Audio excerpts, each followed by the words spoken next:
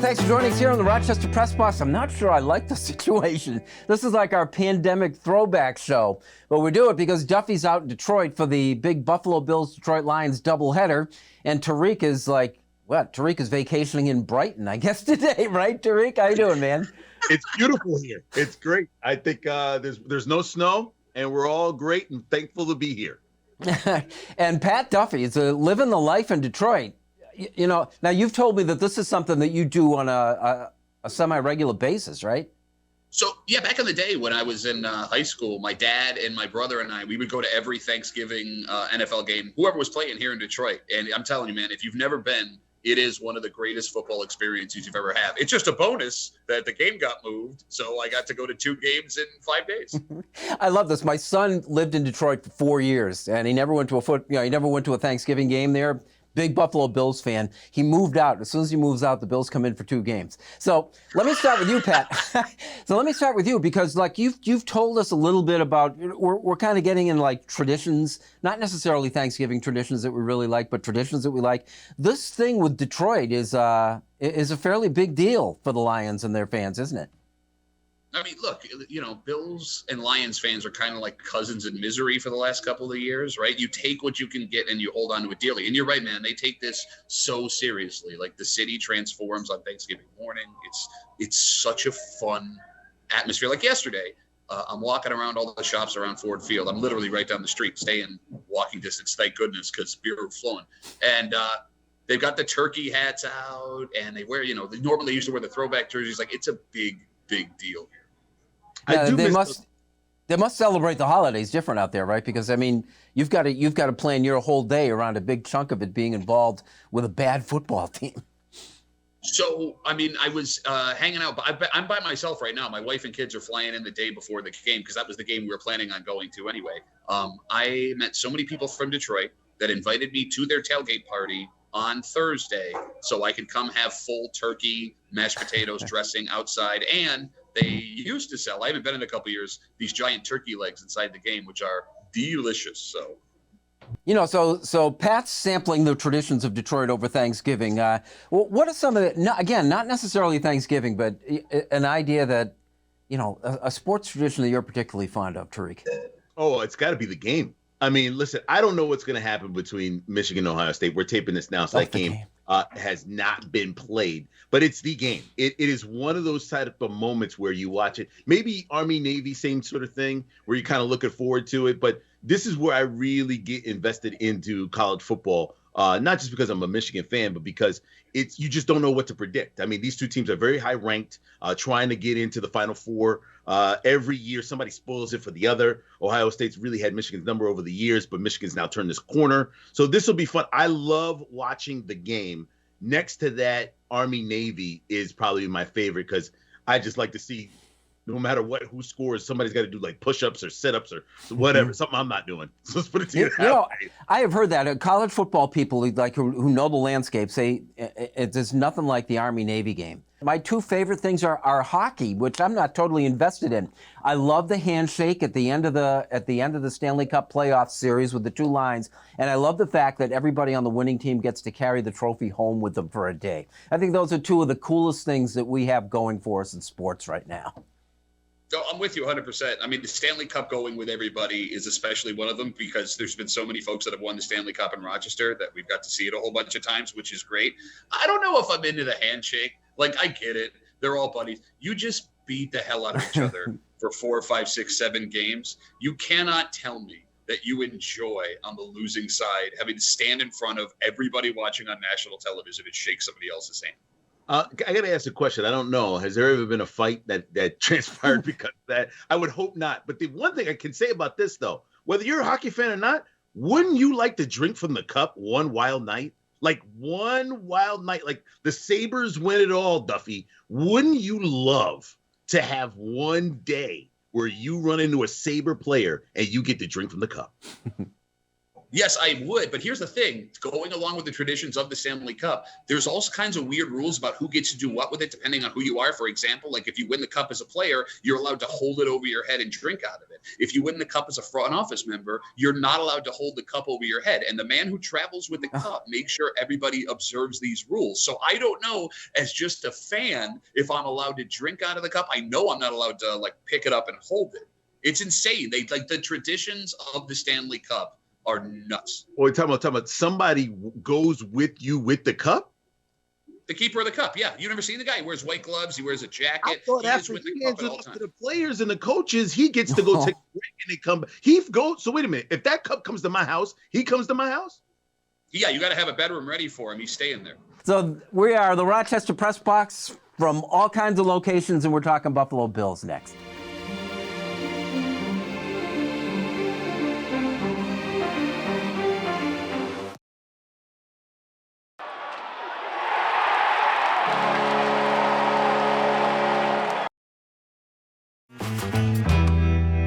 Well, Buffalo Bills segment is brought to you by Ralph Honda. For 3 generations, celebrating 50 years as New York's first and oldest Honda dealer. Visit Ralph Honda today and find out how we do Honda right at ralphhonda.com. Tariq, as we record, the Bills have taken care of business in the first half of their doubleheader in Detroit. They beat the Browns.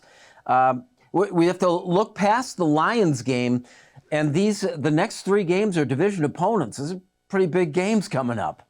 Yeah, I mean, listen, you've got to get right with your division. You've got to feel good about not only coming off a devastating sort of loss to Minnesota, getting right back into the juices again and running again and playing the way you did the following week, given the circumstances of the storm. I think a lot of people may not realize this, but the circumstances of the storm can actually bond a team, can actually bring them together. They're out of sorts. They didn't practice all that week before they took on the Browns. So then now you start looking at, okay, where we are at the division. You can't afford to lose any of these divisional games. You've got to beat the Jets. You've got to beat the Patriots. You've got to beat everybody that you face from this moment on all the way through in the division, almost more so than the other teams that you're going to face outside of the division.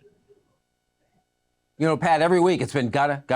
It seems like, and that's the way the NFL seasons go. It seems like the next game is always your most important game.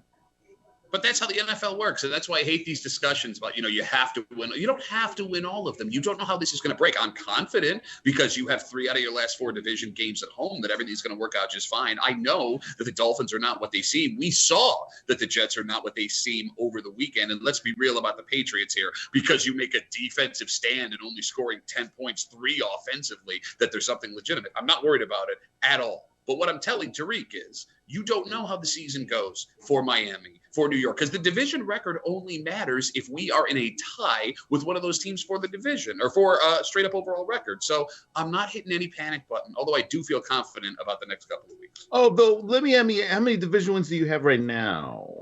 None. Oh, how many? You need to win at least one, right? Okay, but here's the thing. Actually, you don't, because despite the fact that the Bills don't have a single division win, they're only half a game back of the Dolphins. So if the Dolphins are to lose to the Texans, the Bills beat the Lions. Without a division win, the Bills would be in first place in their division. I rest my case in the lobby of a hotel in Detroit. It's still the surprising thing that this division got so tough, though. That the bottom team is 6-4 is shocking to me. I mean, yeah, they're not bad teams. I also think that when you're playing within each other in that division, there's not one really, really, really bad team. You know what I mean? So it's bound to happen. And we're seeing it across other conferences in the NFL, right? You look at the AFC West, you look at what's going on in the NFC North with one team running away with it. Like, it's not all that uncommon. But the interesting thing for the Bills is you went from the hunters to the hunted. So this is a little bit different every time you guys play a divisional rival. They're getting up for you. Miami was well prepared for you. The Jets were well prepared for you. You know what's going to happen with the Patriots going forward. So it's not one of those games where you want to just say, okay, all right, no matter what, we can still win. We're only half game out. You want to be able to say, no, we're the best in this division by beating everybody in this division at least once. Look, in a perfect world, you're absolutely right. But you look at the circumstances surrounding those 2 games, and I understand injuries happen to everybody. It was ridiculous. The Bills had 3 healthy wide receivers at one point in that Miami game. All right? Like, give it me at home, show me a better roster, and then we could start talking, Hunter, best team in the Isn't that your season, though? Your season is nothing but this is ridiculous. Snowstorm. We're full.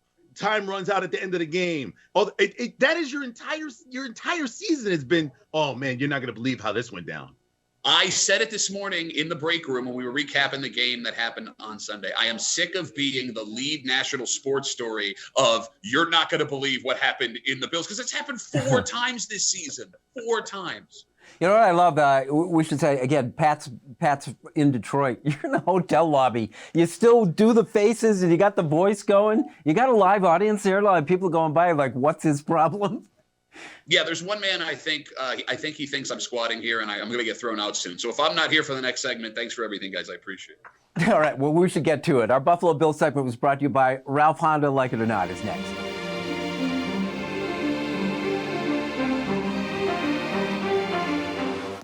Here's the Press Box Trivia question, brought to you by Market View Liquor, where exceptional customer service meets an extensive selection. Jefferson Road at 390.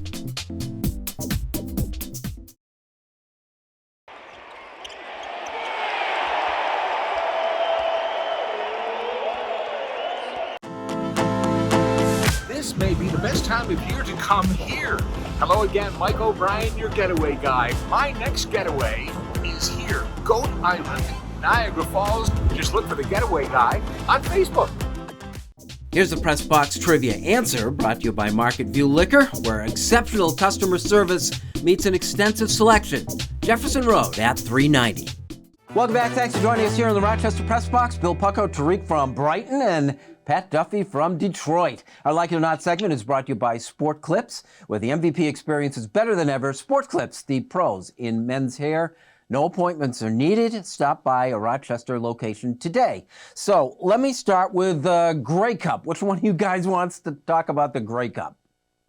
All right, guys Pat, you're all elected. over the Toronto Argonauts this season? Come on. You don't have Chad Kelly in your CFL fantasy football league? You shouldn't, because he was the backup all year. That's what makes this story so crazy. And I mean, Bill, you're going to get into how the actual game, I think, ended up, which is Canadian football rules. Chad Kelly, nephew of Jim Kelly, has had the strangest NFL professional football career of all time. He ends up at Clemson after transferring to a school in Buffalo from Pennsylvania, gets kicked out of Clemson, ends up at Ole Miss, was after a community college day, resurrects that, becomes Mr. Irrelevant, a favor from John Elway to Jim Kelly. That doesn't work out, gets arrested, thrown off that team. A favor from Frank Reich, Jim Kelly's former backup, puts him in Indianapolis. That doesn't work out. He's gone. He's almost 30 years old as a backup quarterback for the Toronto Argonauts in the CFL, and he comes off the bench in the playoffs to win you a championship game. I don't know if it's heartwarming or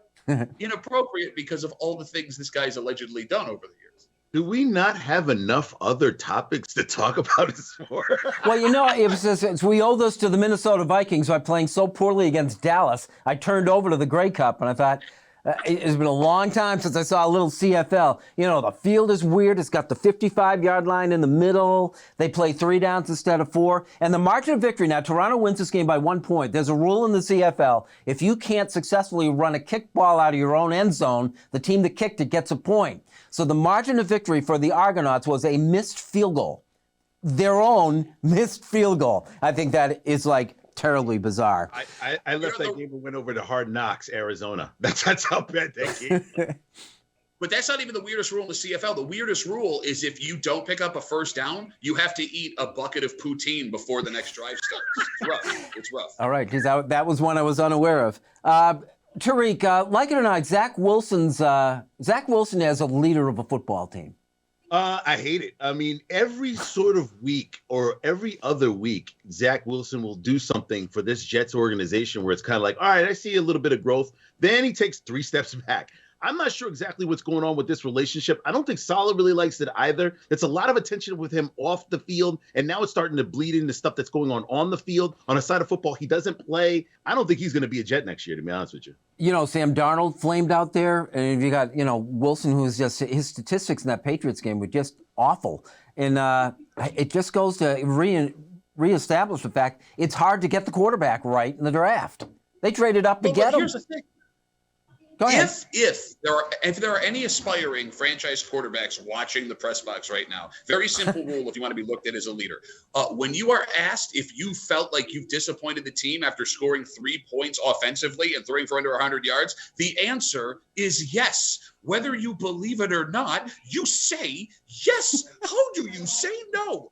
That's the old Ghostbusters line. It says, if somebody asks you if you're a god, you always say yes. Yes. Yeah, they give them lines. They give these quarterbacks and players lines. You can't tell me that nobody told them, okay, here's what you say. They're going to come at you hard. Here's how you handle it. He's done press before.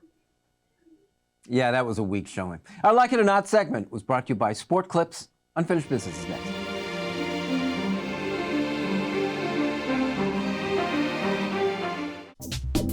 The Press Box Stat of the Week is being brought to you by McArdle's Restaurant in Fairport. Come home to McArdle's. And now to Eichel. He floated one.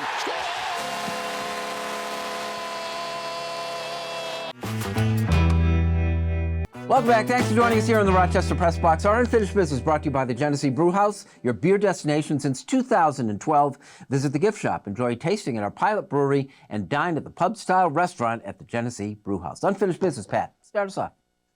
Yeah, we all love sports for the drama of what happens on and off the field, right? The excitement of what happens when your team does well, the devastation of what happens when they don't. But the best part about sports is what I'm experiencing all week long in Detroit. So my family and I already had tickets to the Thanksgiving Day game. We were planning on going. When the game got flipped, I went to my wife and I said, listen, I know you don't want to drive to Detroit.